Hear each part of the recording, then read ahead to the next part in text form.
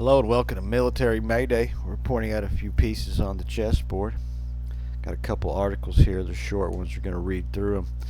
One of them is these Chinese vessels shadowed Philippines U.S. ships. It says Philippine military. I went over an article not too long back about how they use this for training. They do it to get formations, how we work together. It also throws off our training, so in a very necessary time that might be bad, throw a little monkey wrench in the wheel, basically. They also use it, to get our times, how fast our ships are. There's a lot of intel they get. The second article we're going to go over is how should the U.S. respond to the Houthi attacks. Now, this is by World Affairs Brief. This is Joe Scalzo, and he's been around a long time. Well, it might be that, or might be by his nephew. Either way, some smart boys. Before we get into them, if you like this information or believe it to be important for other people, hit that like button, subscribe to the channel, and let's get some more people involved.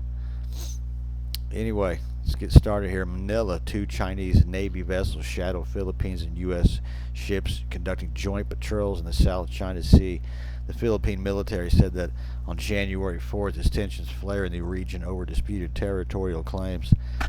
We confirmed the presence of 2 PLA-N, that's People's Liberation Army Navy vessels from a distance shadowing the participants of the Maritime Cooperative Activity, said Colonel Xerxes Trinidad, chief of the Philippine Military Public Affairs. The 2-day maritime exercise involving Manila and Washington, which ended as planned on January 4th, were the second in the less than 2 months in the West Philippine Sea, what Manila calls the waters in the South China Sea that fall within the 200 nautical mile exclusive economic zone, the EEF. The activities followed Beijing's warnings to the Philippines that any miscalculation in their escalating dispute in the South China Sea would bring a resolute response. We are hoping that China and other foreign countries will respect our sovereignty and right to conduct the activity that is following international law, says Colonel Trinidad. China's embassy in Milan and Manila did not immediately comment.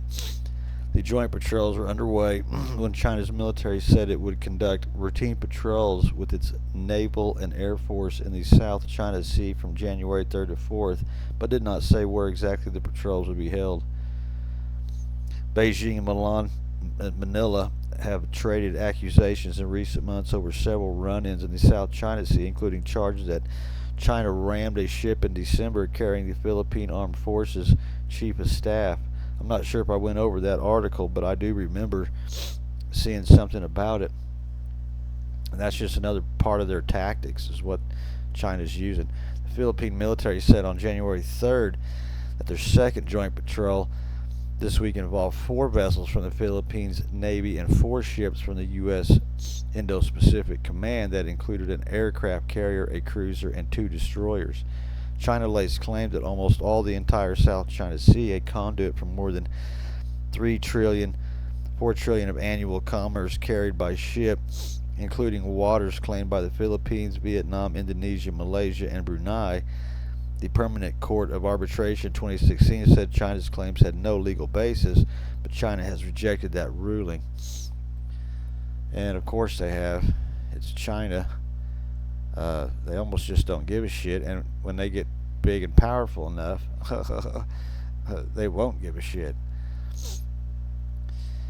How should the U.S. respond to the Houthi attacks?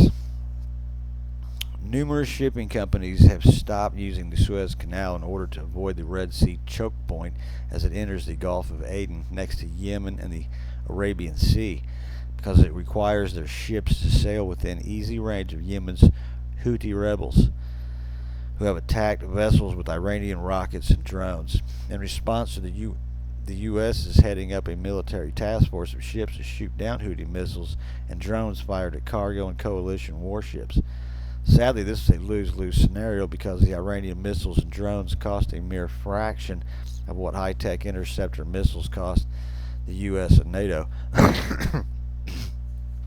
This shows why the U.S. cannot act as a policeman for the entire world against a growing number of hostile nations arrayed against the West, especially when armed with cheap and effective weapons from China, Iran, and massive surplus private arms markets. Existential enemies to the West, like China and Russia, would love nothing more than to see all of our military munitions exhausted in smaller wars like these. So the U.S. cannot respond to future large-scale aggressions against Ukraine, Taiwan, South Korea, one of which will likely trigger World War III aimed directly at America. This week I will discuss some of the complex issues at stake here. To receive a free one-time sample of brief along with the instructions on how to subscribe, click on the request sample on the left. There you go. This is a one you want to bookmark. Got a lot of good articles. But I thought that was an interesting story. And he's right, we will exhaust a bunch of our very expensive munitions while they're tagging you with, $1,000 drones. And some of them are that cheap. Anyway, like, subscribe. Till we meet again, I have to say toodaloo.